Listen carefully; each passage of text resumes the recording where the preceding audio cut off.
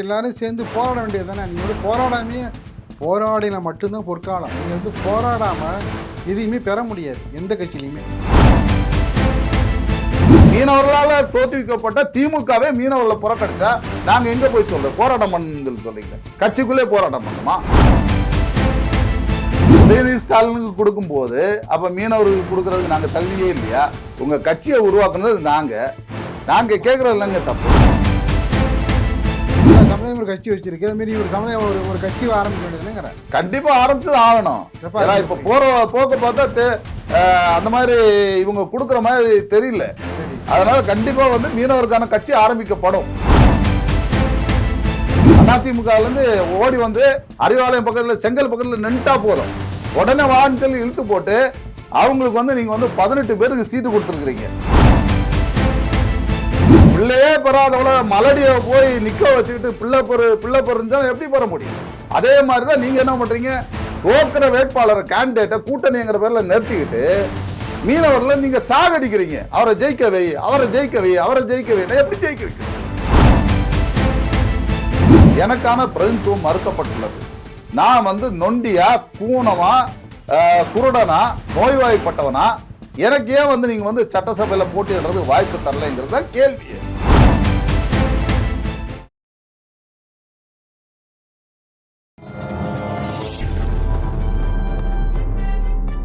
பத்திரிகை.com நேயர்களுக்கு இனிய வணக்கம். பரபரப்பான அரசியல் தேர்தல் சூழலில் நம்மோடு இணைந்திருப்பவர் அனைத்திந்திய மீனவ சங்கத்தினுடைய தலைவர் நாஞ்சில் ரவி அவர்கள். வணக்கம் சார். வணக்கம். எப்படி இருக்கீங்க? நல்லா இருக்கு சார். தொகுதி கள நிலவரம் குறித்து தொடர்ந்து பேசிகிட்டு இருக்கோம். இப்போ மீனவர் சமுதாயங்கள் அதிகம் இருக்கின்ற மீனவர் தொகுதிகள், மீனவர் வாக்குகள் வந்து தீர்மானிக்கிற தொகுதிகள், திருவொற்றியூரில் ஆரம்பித்து பார்த்திங்கன்னா கன்னியாகுமரி, குளச்சல், விளாங்கோடு வரைக்கும் இது இங்கே ஆரம்பித்து அங்கே முடியும். இந்தந்த தொகுதிகளில் மீனவ சமூகத்துடைய கோரிக்கைகள் இந்த 5 ஆண்டுகளில் எப்படி நிறைவேற்றப்பட்டிருக்குது, என்னென்ன விதமான சாதக பாதகங்கள். இப்போ அதிமுகவிலேயே பார்த்திங்கன்னா அந்த மீன்பிடி தடை காலத்தை உயர்த்த வேண்டும் என்ற கோரிக்கையும் வந்து தேர்தல் அறிக்கையில் சொல்லப்பட்டிருக்கிறது. இந்த தொகுதியுடைய கள நிலவரத்தை முதல்ல பேசிட்டு இது அடுத்ததாக இந்த விஷயத்தை பேசலாம்.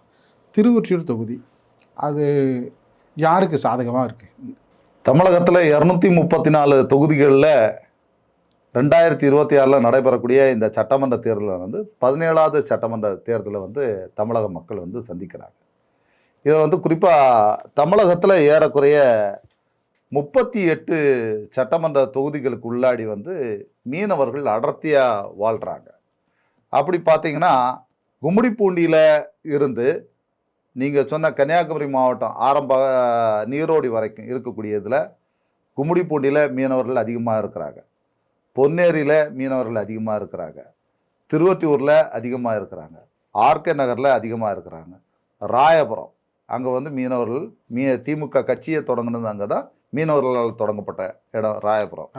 ராயபுரம் ராபின்சன் பூங்காவோட தொடங்கப்பட்ட. ஆமாம். அதே போல் வந்து சேப்பாக்கம், திருவல்லிக்கணி தொகுதியில் மீனவருடைய வாக்கு வங்கி அதிகமாக இருக்குது. மயிலாப்பூர், வேளாச்சேரி, கடலூர், குறிஞ்சிப்பாடி, புவனகிரி, சிதம்பரம், நாகப்பட்டினம், அப்படியே பார்த்திங்கன்னா திருவாடனை, ராமநாதபுரம், தூத்துக்குடி, திருச்செந்தூர், ராதாபுரம், கன்னியாகுமரி, குளச்சல், விளவங்கோடு, கிள்ளியூர், சீர்காழி, மயிலாடுதுறை, பூம்புகார் போன்ற சட்டமன்ற தொகுதியெல்லாம் மீனவர்கள் அதிகமாக வாழக்கூடிய பகுதிகளாக. நீங்கள் இப்போ விடுபட்டுட்டீங்க. அதில் பார்த்தீங்கன்னா பட்டுக்கோட்டை சட்டமன்ற தொகுதிக்கு உட்பட்ட ஜெகதாப்பட்டினம், அதிராம்பட்டினம் அதுவும் மீனவர் பகுதி தான். அது ஒரு தொகுதி கிடையாது, கான்ஸ்டிட்யூஷன் கிடையாது. இல்லை அதாவது பார்த்தீங்கன்னா இலங்கை கடற்படை அதிகமாக தாக்குதலுக்கு உள்ளாகிற பகுதி எதுன்னா ஜெகதாப்பட்டினம், அதிராம்பட்டினம், மசிலிப்பட்டினம் அந்த பகுதி தான். வந்து நாகப்பட்டினத்துக்கு அந்தாண்ட இருக்கக்கூடிய எல்லா கிராமங்களும் வந்து இலங்கை கப்பற்படையால் தொடர்ந்து தாக்குதல் உள்ளாகுது. அதாவது தமிழகத்தில் ஏறக்குறைய 1076 கிலோமீட்டர் நீளம் கொண்ட மிகப்பெரிய கடற்கரை. இங்கே வந்து 610 மீனவ கிராமங்கள் இருக்கு. ஏறக்குறைய தமிழகத்தினுடைய மீனவருடைய மொத்த பாப்புலேஷன் பார்த்தீங்கன்னா தமிழ்நாட்டில் இருக்கக்கூடிய மொத்த மக்கள் தொகையில் 10% வாக்காளர் இருக்கிறாங்க. இந்த 10% வாக்காளர் இருக்கக்கூடிய இந்த மீனவ சமூகத்திற்கு திமுக அநீதி இழைத்து விட்டது, திமுக துரோகம் செய்து விட்டது. திமுக மீனவர்களுக்கு இந்த 17வது சட்டப்பேரவை தேர்தலில் போட்டியிடுறதுக்கு ஒருத்தருக்கு கூட வாய்ப்பு கொடுக்கல. 5% வாக்காளரை கொண்ட, அதாவது குறிப்பா 5% வாக்காளர்களை கொண்ட ஒரு சமூகத்திற்கு ஏறக்குறைய 30 சட்டமன்ற தொகுதிகளை ஒதுக்கி இருக்கிறார். 5% வாக்காளரை கொண்ட தெலுங்கு சமூகத்துக்கு 30 சட்டமன்ற தொகுதிகளை திமுக வழங்கியிருக்கு. எந்தெந்த தொகுதி நீங்க பாருங்க, லிஸ்ட் எடுத்து பாருங்க ஐயா. முதல்வர் முதற்கொண்டு எல்லாருமே வந்து தெலுங்கு சமுதாயத்தை சார்ந்தவங்க 30 பேர் வந்து போட்டியிடுறாங்க சட்டமன்ற தொகுதிகளை. ஆனா 5% வாக்காளர் கொண்டவருக்கு 30 சட்டமன்ற தொகுதியை கொடுத்துருக்கிறீங்க. 10% வாக்காளர் கொண்ட மீனவருக்கு ஒரு தொகுதி கூட கொடுக்கல. அடுத்தது பாத்தீங்கன்னா அதிமுக எத்தனை பேர் கொடுத்துருக்காங்க? அதிமுக 3 பேருக்கு கொடுத்துருக்காங்க. திருவொற்றியூர்ல அண்ணன் குப்பனுக்கு கொடுத்துருக்காங்க, ராயபுரத்துல அண்ணன் ஜெயக்குமாருக்கு கொடுத்துருக்காங்க, குறிஞ்சிப்பாடியில ராஜா என்கின்ற புவனேந்திரனுக்கு கொடுத்துருக்காங்க. இப்படி 3 பேருக்கு கொடுத்துருக்காங்க. மீனவரா வன்னியரா? மீனவர் சார், அவர் மீனவர். அப்படி கொடுத்துருக்காங்க. அதே போல நாங்க, நீங்க முதல்ல சொன்னீங்க 8000 ரூபாய் உதவித்தொகை அது இதெல்லாம். சார் நாங்க கேட்கறது எங்களுடைய சலுகையை கேட்கல, உரிமையை கேட்கிறோம். 2011 சட்டமன்ற தேர்தலில் ஜெயிச்ச திருவொற்றியூர் சட்டமன்ற உறுப்பினர் அண்ணன் KP சங்கர் அவர்களுக்கு மந்திரி பதவி கொடுப்பான்னு எதிர்பார்த்தோம். ஆனா அவருக்கு மந்திரி பதவி கொடுக்காம அவர்கிட்ட இருந்த ஒரு சின்ன பொறுப்பு, பகுதி செயலாளர் பொறுப்பு, அந்த பகுதி செயலாளர் பொறுப்பு பிடுங்கினாங்க 2011. மீனவர் அல்லாதவரை மீன்வளத்துறை அமைச்சர் அனிதராஜன் போட்டாங்க. மீனவருக்கான உரிமையை கொடுக்காம சலுகையை மட்டும் பேசுறது ஏன்? நாங்க கேட்கறது உரிமை.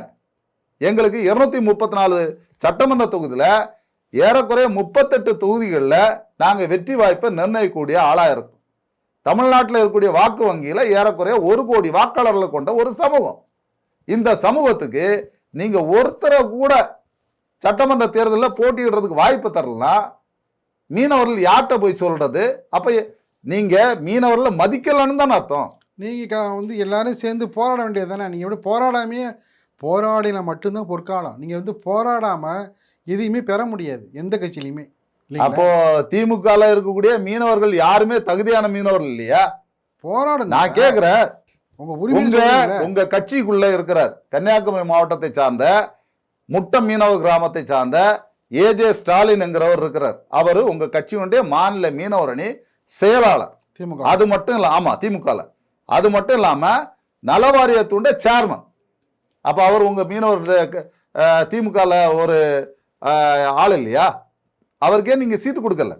அடுத்தது பாத்தீங்கன்னா தூத்துக்குடி மாவட்டம் திருச்செந்தூரை சார்ந்த, திருச்செந்தூர்ல இருக்கக்கூடிய கான்ஸ்டிடியூஷன்ல வீரபாண்டியப்பட்டினம் மீனவ கிராமத்தை சார்ந்தவர் அண்ணா ஸ்ரீதர் இருக்கிறார்.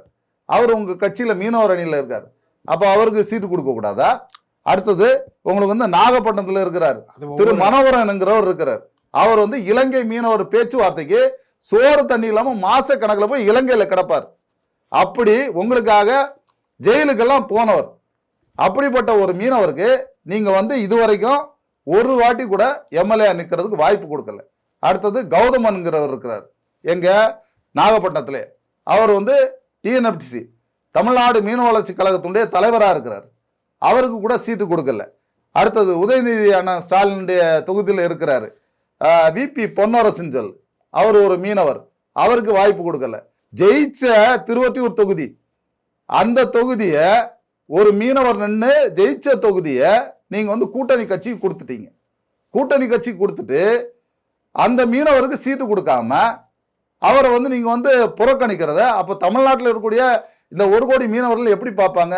இத்தனை பேர் உங்க கட்சியில உழைச்சு உங்களுக்காக ஜெயிலுக்கு போய் அடிபட்டு உதப்பட்டு நீங்க போராட்டம் பண்ண சொல்றீங்க. எத்தனை வாட்டி சங்கரண்ண ஜெயிலுக்கு போயிருப்பாரு? எத்தனை வாட்டி கௌதம் அண்ணன் ஜெயிலுக்கு போயிருப்பாரு? எத்தனை வாட்டி மனோகரண்ண ஜெயிலுக்கு போயிருப்பாரு? எத்தனை வாட்டி பஸ் மறியல் பண்ணிருப்பாரு? எத்தனை முறை சாலை மறியல் பண்ணிருப்பாரு? மொழி போர் தியாகிகளுடைய நீங்க நடத்தக்கூடிய வீரகணக்க நாள்களுடைய கூட்டம் போட்டிருப்பாரு. என்னென்னலாம் செய்திருப்பாங்க. இவங்களெல்லாம் நீங்க புறக்கணிச்சுட்டு மீனவர்களால் தோற்றுவிக்கப்பட்ட திமுகவே மீனவர்களை புறக்கணிச்சா நாங்க எங்க போய் சொல்றது? போராட்டம் பண்ணு சொல்றீங்க, கட்சிக்குள்ளே போராட்டம் பண்ணுமா? அவர்கள்லாம் போராட்டம் பண்ணாங்க, எல்லாம் வந்து பட்டியல போடுறீங்க.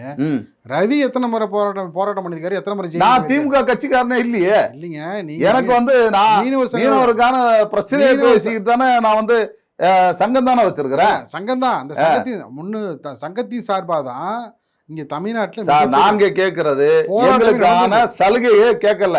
நீங்க 1000 கொடுங்க, 2000 கொடுங்க, 10,000 கொடுங்கன்னு கேட்கல, சலுகை கேட்கல. நாங்கள் கேட்குறது உரிமை. எங்களுக்கான சட்டமன்ற பிரதிநிதித்துவம் எங்கேன்னு தான் கேட்குறோம். அதை கொடுங்கன்னு தான் கேட்குறோம். அதை கொடுக்காத தான் இப்போ பிரச்சனையாக பேசிக்கிட்டு இருக்கிறோம்.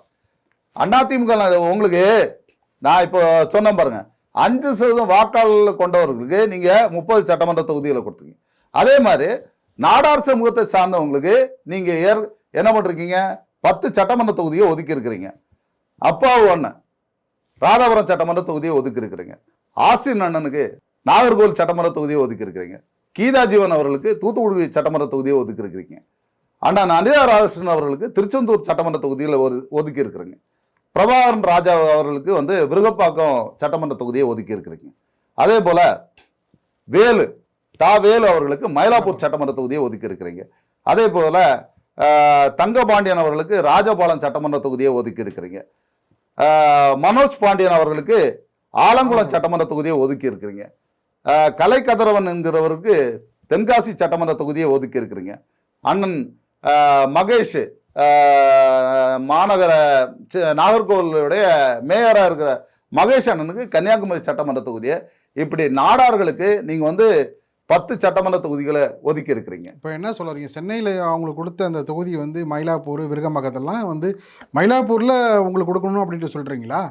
கொடுக்கலாமே, ஏன் கொடுக்கக்கூடாது? உதயநிதி ஸ்டாலினுக்கு கொடுக்கும்போது அப்போ மீனவர்களுக்கு கொடுக்கறதுக்கு நாங்கள் தகுதியே இல்லையா? உங்கள் கட்சியை உருவாக்குனது நாங்கள் கேட்குறது தப்பு இருக்கு. மயிலாப்பூரில் பார்த்தீங்கன்னா வன்னியர்கள், அதுக்கப்புறம் பார்த்தீங்கன்னா மீனவர்கள், அதுக்கு பிறகு வந்து அந்த தொகுதியில் வந்து பிராமணர்கள் தான். ஆனால் வந்து அது திமுகவில் வந்து வேலு, அதுமாரி பாஜக கூட்டணியில் தமிழிசை சவுந்தரராஜன், நீங்கள் அவங்கள விட்டுட்டீங்க.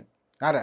மயிலாப்பூரில் தமிழிசை சவுந்தரராஜன் பாஜக கூட்டணி நிற்கிறாங்கல்ல, அவங்களுக்கும் வந்து அங்கே வாய்ப்பு கொடுக்கப்பட்டிருக்கு. ஆனால் பூர்வீக குடிகளான மீனவர்கள் வன்னியர்களுக்கு வாய்ப்பு மறுக்கப்படல. அது வந்து சுட்டி காட்டுறீங்க. அது ஆமாம் சார். அதே போல் நீங்கள் வந்து கூட்டணி கட்சி தர்மம் என்கிற பேரில் கேபி சங்கர் அண்ணன் ஜெயிச்சுக்கிட்டு இருந்தவரை போய் நீங்கள் என்ன பண்ணுறீங்க, சிபிஎம்முக்காக போய் நீங்கள் என்ன பண்ணுறீங்க, திருவொற்றியூர் சட்டமன்ற தொகுதியில் கம்யூனிஸ்ட்டை கொண்டு போய் நிறுத்திட்டீங்க.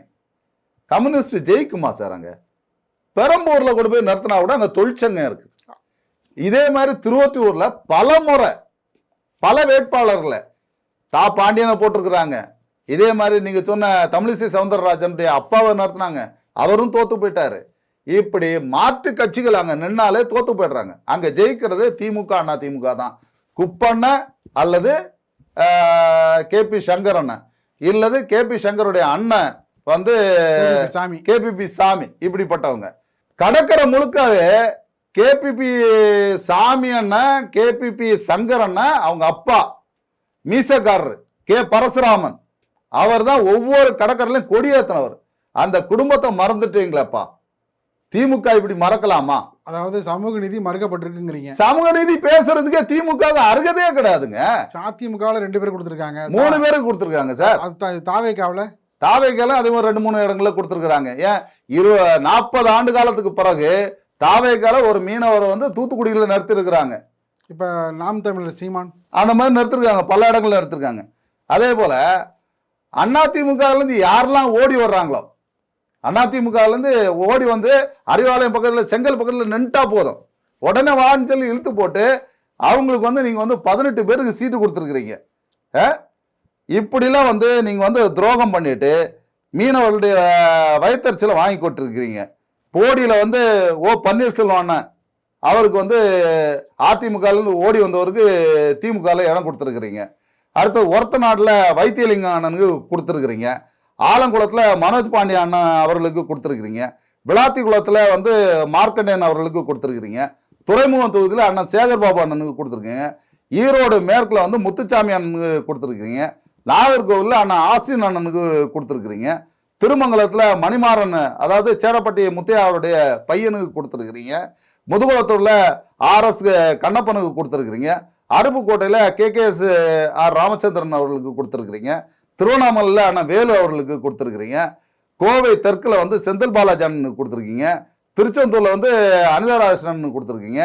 திருமாயத்தில் வந்து ரகுபதி அண்ணனுக்கு கொடுத்துருக்கீங்க. பெருந்துறையில் வந்து தோப்பு ஏண்டி வெங்கடாச்சலம் அவர்களுக்கு கொடுத்துருக்குறீங்க. விழுப்புரத்தில் வந்து லட்சுமணன் அவர்களுக்கு கொடுத்துருக்குறீங்க. அடுத்தது வந்து சூலூரில் வந்து தளபதி முருகேசன் அவர்களுக்கு கொடுத்துருக்கீங்க. அதே மாதிரி தேமுதிகலேருந்து ஓடி வந்தவருக்கு திருப்பூர் தெற்குல வந்து தினேஷ்குமார்ங்கிறவருக்கு இப்படி 18 பேருக்கு வந்து கட்சி மாறி ஓடி வந்தவங்களுக்கு நீங்க வந்து சீட்டு கொடுத்தீங்கன்னா காலங்காலமா உழைச்சிட்டு இருக்க தொண்டம் எப்படி உழைப்பான்னு கேக்குறேன். பிள்ளையே பெறாதவள மலடிய போய் நிக்க வச்சுக்கிட்டு பிள்ளை பெருந்தா எப்படி பெற முடியும்? அதே மாதிரிதான் நீங்க என்ன பண்றீங்க, தோக்குற வேட்பாளர் கேண்டிடேட்டை கூட்டணிங்கிற பேர்ல நிறுத்திக்கிட்டு மீனவர்ல நீங்க சாகடிக்கிறீங்க. அவரை ஜெயிக்க வை, அவரை ஜெயிக்க வை, அவரை ஜெயிக்க வை. எப்படி ஜெயிக்க வைக்கிறது? சிட்டிங் எம்எல்ஏக்கு சீட்டு கொடுக்கல, அவங்க எல்லாம் போயிட்டு இருங்க சார், அவங்க எல்லாம் போயிட்டு எப்படி வந்து மக்கள்கிட்ட ஓட்டு கேட்பாங்க? கேட்ட விட மக்கள் என்ன சொல்லுவாங்க, உனக்கே சீட்டு தரலப்பா. ஒரு விஷயம், இப்போ வந்து சமீபத்தில் நடந்த ராஜ்யசபா தேர்தலில் மீனவர் சமுதாயத்தை சேர்ந்த ரவீந்திரன் அவர்களை வந்து ராஜ்யசபா தேர்வு பண்ணியிருக்காங்க. நீங்க அதையும் பார்க்கணும்ல. வாழ்த்துக்கள் வாழ்த்துக்கள் வாழ்த்துக்கள். திமுக அது செஞ்சிருக்காங்கல்ல, அது நீங்க அதுக்கு நன்றி தெரிவிச்சுட்டு நீங்க விமர்சனம் பண்ணா பரவாயில்ல. கண்டிப்பா நான் சொல்றேன், திமுக தலைவர் தளபதி ஸ்டாலின் அவர்களுக்கு எனக்கு மனமார்ந்த நன்றி. எங்களுடைய மீனவ சமுதாயத்தை சார்ந்த ஒருத்தருக்கு வந்து நீங்க ராஜ்யசபா உறுப்பினராக வழங்கினதுக்கு ரொம்ப நன்றி. இதுல என்னன்னா கூர்ந்து கவனிக்க வேண்டிய விஷயம் என்னன்னா, கடுமையான போட்டி எல்லாருமே கேட்குறாங்க, எல்லா சமுதாயத்திலும் கேட்குறாங்க. கூட்டணி கட்சிகள் நிறைய கேட்டுங்க, கூட்டணி கட்சிகள் தங்களுக்கு கேட்குறாங்க. எல்லாரையும் புறக்கணிச்சுட்டு மீனவர் சமுதாயத்துக்கு இந்த பிரதிநிதித்துவம் தந்தே ஆக வேண்டும் என்று திமுக வந்து ரவீந்திரன் அவர்களை ராஜ்யசபாவுக்கு அனுப்பியிருக்கிறது. அப்படிங்கிற சூழல்ல நீங்க இது போல வந்து கண்மூடித்தனமா நீங்க வசைப்பாடினீங்கன்னா அதுக்கு பிறகு வர வேண்டிய பிரதிநிதித்துவம் இருக்குல்ல, அதெல்லாம் அடிபட்டு போயிடாதா? ஏன் சார், நான் என்ன கேட்குறேன், திரும்ப சார் நான் திரும்பவும் சொல்றேன், 5% வாக்காளரை கொண்ட ஒரு சமூகத்துக்கு சமூக நீதி இழைக்கப்படலை. 10% வாக்காளரை கொண்ட மீனவர்களுக்கு சமூக நீதி அந்தஸ்து மறுக்கப்பட்டுள்ளது. என் உரிமை மறுக்கப்பட்டுள்ளது, எனக்கான பிரதிநிதித்துவம் மறுக்கப்பட்டுள்ளது. நான் வந்து நொண்டியா, கூணமா, குருடனா, நோய்வாய்ப்பட்டவனா, எனக்கு ஏன் வந்து நீங்க வந்து சட்டசபையில் போட்டியிடுறது வாய்ப்பு தரலைங்கிறத கேள்வியே. நீங்க ராஜ்யசபா கொடுத்தது நாங்க வரவேற்கணும்னு தான் சொல்றோம், நன்றின்னு தான் சொல்றோம், பாராட்டத்தான் செய்யறோம். நான் கேட்கறது எனக்கு சலுகையே வேணாப்பா, எனக்கு பிரதிநிதித்துவம் ஏன் கொடுக்கலங்கிறதா கேள்வி. இது ஒரு தொடக்கமா இருந்து ரவீந்திரன் மூலமாக வேறு விதமான பதவிகள் சட்டமன்றத்தில் இதுக்கு பிறகு வந்து பாத்தீங்கன்னா 5 வருஷத்துக்கு அப்புறம் கொடுக்கலாம்யா? ஏங்க இப்பதான் போயிருக்காரு உள்ள. யாரு? அப்புறம் ரவீந்திரன் போயிருக்காரு. வேட்டு வைக்கிறீங்களா? ரவீந்திரன் போனது நான் வந்து தப்புன்னு சொல்லல. சட்டசபை தேர்தலில் வந்து திமுக நேரடியா வந்து 116 தொகுதியில நிக்குது. இந்த 116 தொகுதியில ஒரு தொகுதி கூட எனக்கு கொடுக்க முடியாதா? எங்க மீனவருக்கு கொடுக்க முடியாதா? அவ்வளவு என்ன மீனவர்கள் என்ன இழிச்சவான ஆயிட்டானா, இல்ல அந்த வகையில மீனவர்கள் என்ன மோசமாயி போயிட்டாங்களா? அப்ப நாங்க வந்து உங்களுக்கு ஓட்டு வங்கியா இருக்கணும், அடிமையா இருக்கணும், நாங்க உங்களுக்கு தொடர்ந்து ஓட்டை போட்டுட்டே இருக்கணும், அப்படிதானே நினைக்கிறீங்க? உங்களுக்கு எந்த விதமான நலத்திட்டங்களும் செய்யவே இல்லையா தமிழக அரசு? சார் நான் நலத்திட்டத்தை கேட்கவே இல்லை சார், என் உரிமையை கொடுன்னு கேட்கிறேன். 10% 1 கோடி வாக்காளர் கொண்டவருக்கு 38 சட்டமன்ற தொகுதியில போட்டியிடுறதுக்கு வாய்ப்பு இருக்கு. அட்லீஸ்ட் ஒரு 5 தொகுதி கொடுத்துருக்கலாம். கழுத தேஞ்சு கட்டரும்பாயி ஒரு தொகுதி கொடுத்துட்டு கடைசியில் இப்ப வந்து அது கூட இல்லைன்னு சொல்றீங்க. உங்களுக்கு வந்து 25 கூட்டணி வேணுங்கிறதுக்காக மீனவர் வந்து மறுக்கப்படணுமா? நீங்க ஒரு பெரிய கட்சி ஒன்று ஆரம்பிக்க வேண்டியதானே எல்லாம் சேர்ந்து? தமிழ்நாட்டில் வந்து காங்கிரஸ் மட்டும் ஒரே ஒரு ஆளுக்கு வந்து சீட்டு கொடுத்துருக்காங்க, ஒரு மீனவர். எல்லா சமுதாயம் ஒரு கட்சி வச்சிருக்கு, அது மாதிரி ஒரு சமுதாயம் ஒரு கட்சி ஆரம்பிக்க வேண்டியதுன்னு கண்டிப்பா ஆரம்பிச்சு ஆகணும். இப்ப போற போக்க பார்த்தா அந்த மாதிரி இவங்க கொடுக்குற மாதிரி தெரியல. சரி, அதனால கண்டிப்பா வந்து மீனவருக்கான கட்சி ஆரம்பிக்கப்படும். ஒரு நல்ல பேர்ல ஒரு நல்ல கட்சி, நல்ல ஒரு கூட்டணியோட அமையுங்கிறத வர்ற காலத்துல செய்ய வேண்டிய கட்டாயத்துக்கு வந்துட்டோம். இந்த சட்டமன்ற தேர்தலில் வந்து உங்களுடைய உணர்வுகளை புரிந்து கொண்டு வேறு விதமான சமாதான முயற்சிகள் தமிழக அரசு ஈடுபட்டால் என்ன பண்ணுவீங்க? நாங்க வந்து சொல்றோம், சிறுபான்மையான சமூகம் எது? மீனவ சமூகம். இவங்க உடனே போயிட்டு என்ன பண்ணுவாங்க, கிறிஸ்தவ பாதிரிமாருங்கிட்ட போவாங்க, ஐயா நாங்கள் தப்பு பண்ணிட்டோம், மன்னிச்சுங்க, பாவ மன்னிப்பு கொடுங்க அப்படின்னு சொல்லி எங்களுடைய பிஷப்பையும் எங்களுடைய ஃபாதர்களையும் போய் பார்த்துட்டு, மீனவருக்கு நாங்கள் வாய்ப்பு கொடுக்கல, அதனால் தப்பாக எடுத்துக்காதீங்க, அடுத்த முறை நாங்கள் கொடுத்துருவோம், இந்த ஒரு முறையும் விட்டுருங்க, கூட்டணி ரொம்ப டைட்டாக இருந்தது அப்படின்னு சொல்லி எங்கள் ஆளுங்களை வந்து ஒரு என்ன சொல்லுது மாற்று முயற்சியில் ஈடுபடுவாங்க. இந்த வாட்டி கிறிஸ்தவர்கள், மீனவர்கள், சிறுபான்மையினர் இந்த மாதிரி இந்த பேச்சை நம்ப மாட்டாங்க. ஏன்னா இவங்க சொல்லுவாங்க, நாங்கள் தான் சிறுபான்மையினருடைய காவலர், பிஜேபி உள்ளே வந்துருச்சுன்னா அப்படி பண்ணு இப்படி பண்ணுன்னு சொல்லிட்டு தொடர்ந்து உங்களுக்கு ஓட்டு போட்டோமே, எதுக்கு? இப்படி எங்களுக்கு சீட் இல்லைன்னு சொல்றதுக்காக நாங்கள் உங்களுக்கு தொடர்ந்து ஓட்டு போட்டோம். அப்போ மீனவர்களால் உருவாக்கப்பட்ட திமுக ஒரு முறை மீனவர்களால் தோற்கடிக்கப்பட்டாதான் அடுத்த முறை இந்த தவறை செய்ய மாட்டாங்க. அண்ணா ஜெயக்குமார் நீங்க திமுக சொன்னதுன்னு சொல்லிதான் அவரு 25 வருஷ கால சட்டமன்ற உறுப்பினர், 12 துறையுடைய அமைச்சராக இருந்தார், 14 சட்டப்பேரவையுடைய சபாநாயகராக இருந்தார். அவரே ராயபுரத்துல மண்ணை கவ வச்சாங்க ஒரு சாதாரண ஒரு தொண்டனை வச்சு. ஆனா அதே தோக்கடிச்சு கொடுத்து கூட நீங்க அந்த நன்றி கடனுக்கு கூட மீனவருக்கு நீங்க எதுவும் செய்யல. அதனால இந்த முறை கண்டிப்பா பல இடங்கள்ல சென்னைக்குள்ளேயே 8 to 7 தொகுதி வந்து கண்டிப்பா அதிமுக தான் ஜெயிக்கும், திமுக தோக்கும். எந்தெந்த தொகுதி? அதெல்லாம் ஆரோடெல்லாம் சொல்ல முடியாது சார். ராயபுரம், கண்டிப்பா துறைமுகம், திருவொற்றியூர். தலைவர் வந்து திமுக தலைவர் வந்து ஸ்டாலின் வந்து தவறான முடிவை எடுத்துட்டாரு. அதனுடைய பிரதிபலனை அவர் தான் அனுபவிக்கணும். ஏன்னா வந்து எல்லா முறையும் அவங்களுடைய இதுல வந்து தேர்தல் அறிக்கையில சொல்லுவாங்க, மீனவர்களை நாங்க பழங்குடியினர் பட்டியல் சேர்ப்பதற்கான நடவடிக்கை எடுப்போம்னு சொன்னாங்க. இந்த தேர்தல் அறிக்கையில அந்த சரத்தை தூக்கிட்டாங்க. கச்சத்தீவை மீட்போம்னு சொல்லுவாங்க, அதை போட்டிருக்கிறாங்க. மீனவருக்கான நிவாரணத்தை உயர்த்தி கொடுக்குறேன்னு சொல்லி அதை போட்டிருக்கிறாங்க. குடிசைகள் வீடுகளை வந்து நாங்க வந்து பட்டா கொடுப்போம்னு சொன்னாங்க. கழிஞ்ச தேர்தல் அறிக்கையில் கொடுத்தது இது வரைக்கும் செய்யல. பட்டா கொடுக்கல, வீடு கட்டி கொடுக்கல, சிதலமடைஞ்ச வீடுகளை செய்து கொடுக்கல, கடற்கரை புறம்போக்கில் இருக்கக்கூடிய மீனவருக்கான வாழ்வாதாரத்தை உருவாக்கி கொடுக்கல. எல்லாம் அறிவிப்புகளாக தான் இருக்கு. 1-2 விஷயங்கள் மட்டும்தான், கவர்ச்சிகரமான திட்டங்கள் மட்டும்தான் நடந்துகிட்டு இருக்குது. இந்த கடற்கரை பல இடங்கள்ல பாருங்க சார். இப்ப திமுக காரங்க போனாங்க, அண்ணா அனிதா ராஜேஷன்லாம் அவங்க தொகுதிக்குள்ள போனாங்க, மீனவர்லாம் விரட்டி விடுறாங்க. அக்கா கீதா ஜீவன் கூட இவங்க கனிமொழி மேடம் போனாங்க, நான் ஒரு சொட்டு மது இல்லாம ஒழிப்பேன், மதுக்கடைகள்லாம் மூடுவோம் அப்படின்னு சொன்னாங்க. மூடலைங்கிறத பெண்கள்லாம் துரத்திக்கிட்டு போறாங்க. இந்த சூழ்நிலாம் வந்து கொடுத்த வாக்குறுதியை இன்னும் நிறைவேற்றலனா விஜய் வந்ததுக்கு அப்புறம் நிறைய கட்சிகளுக்கு பயம் வந்து போச்சு சார், உண்மையோடு சொல்லேன். ஆனா அவர்கிட்ட வந்து ஒரு சரியான இது இல்லை, அதாவது அவரை வழி நடத்துறதுக்கு சரியான ஆளுங்க இல்லை. சரியான ஆளுங்க இருந்திருந்தாங்கன்னா கண்டிப்பா விஜய் வந்து குறைஞ்சபட்சம் ஒரு 50-60 சீட்டை அது பிடிச்சிருப்பாரு, பிடிக்கிறதுக்கு வாய்ப்பு இருக்கு. முதல்வராக வர்றாரோ இல்லையோ ஜெயிக்கிறதுக்கான வாய்ப்பு நிறைய இருந்திருக்கும். அதாவது பார்த்தீங்கன்னா 2 கட்சிகளும் வந்து தேர்தல் அறிக்கையை வெளியிட்டாங்க, ஒவ்வொரு கட்சியும் வெளியிட்டிருக்காங்க. அதில் வந்து களத்தில் வந்து 2 பேருடைய தேர்தல் அறிக்கை தான் வந்து பேசப்பட்டு வருகிறது. 2ல் வந்து எது வந்து பெஸ்ட்? ஒரே வரி 2 பேருமே சேமாக தான் கொடுத்துருக்குறாங்க. யாருக்கும் சளைச்சவங்க கிடையாது. திமுகவும் சரி அதிமுகவும் சரி 2 பேருமே சேம் டிட்டோவாக கொடுத்துருக்குறாங்க. இவர் என்ன சொன்னாரோ அவர் அதை சொல்லிருக்கிறார், அவர் என்ன சொன்னாரோ அதைத்தான் இவர் சொல்லியிருக்கிறார். அதனால காப்பி அடித்து தான் போட்டிருக்கிறாங்களே தவிர 2 பேரும் ஒன்று தான். இது தமிழக வரலாற்றில் ஒரு மாற்று சிந்தனையோட, இப்போ கேரளாவை எடுத்து பாருங்க, ஒரு வாட்டி திமுக ஒரு வாட்டி அதிமுக அந்த மாதிரி வரணும். இங்க கேரளாவில் சொல்ல, கேரளாவில் திமுக அதிமுக கிடையாது, நான் தமிழகத்தில் சொல்றேன் சார். அது மாதிரி கேரளா மாதிரி இங்க வரணும். இப்போ 3வது வரவுகளா வரக்கூடிய கட்சிகள் இருக்கு இல்லையா, இவங்க வந்து கொஞ்சம் ஃபெமிலியர் ஆனாங்கன்னா தான் தமிழ்நாட்டுடைய நிலைமை வந்து சமச்சீரா இருக்கும். ஏன்னா 2 பேருமே வந்து பெரிய அளவு தமிழ்நாட்டுடைய கடன் வந்து கூடி போச்சு. நீங்களும் நானும் வாங்காத கடன் சார். ஏறக்குறைய ஒவ்வொருத்தருக்கு பேர்லையும் வந்து 2.5 லட்சம் ரூபா வந்து கடன் வந்து போச்சு. யாரும் வாங்காத 15 முதல்வர்கள் வாங்காத கடனை ஒரே முதல்வர் வாங்கி வைக்கிறாரு. விலைவாசி உயர்ந்து போச்சு, டீசல் பெட்ரோல் விலை உயர்வு. நீங்க எல்லாத்துக்குமே மத்திய அரசு சொல்றீங்க, மத்திய அரசு அணுகி போகாதனால அவங்க வந்து கொடுக்கலன்னு சொல்லிட்டு இருக்கிறாங்க.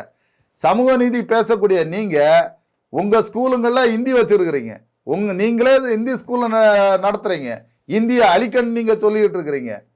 மக்களை ஏமாற்ற வேலையை விட்டுட்டு செய்த சாதனையை சொல்லி ஓட்டு கேளுங்க. மீனவட்ட வந்து என்ன சாதனையை சொல்லி கேட்க போறீங்க? என் உரிமையை மறுத்துக்கிட்டு உனக்கு சலுகை தரேன்னு சொல்ல போறேன். என் கழுத்தறுத்துட்டு, கழுத்தறுத்ததுக்கு அப்புறம் எனக்கு நீங்க வந்து தையல் போடுறதுல என்ன அர்த்தம் இருக்கு? ஒண்ணுமே இல்லை. என் கழுத்தா இருக்கும்போது எனக்கு துடிக்கும், என் குடும்பத்துக்கு அதை பார்த்தாச்சுன்னா இவருக்கு மருத்துவ செலவு எவ்வளவு நம்ம பண்ண வேண்டியிருக்கு, இவர் கொடுக்கக்கூடிய சலுகையை வாங்கி இவருக்கு மருத்துவ செலவு பண்ணுமான்னு நினைப்பாங்க. அது மாதிரி சமூகத்தை நீங்க வந்து சமூக நீதி பேசுறதுக்கே தகுதி இல்லை சார். திமுக இனிமே வந்து சமூக நீதி பேசக்கூடாது. மீனவருக்கு மிகப்பெரிய துரோகத்தை செய்துச்சு, வரலாற்று பிழையை செய்துட்டாங்க. அதனால வந்து திமுக மீது வன்மத்தோட மக்கள் இருக்கிறாங்க சார். நிகழ்ச்சியில் பங்கேற்று மீனவர் சமுதாயத்தினுடைய உணர்வுகள் வழிகளை உறக்க சொல்லிய தங்களுக்கு இதயம் கணிந்து நன்றி. நன்றி.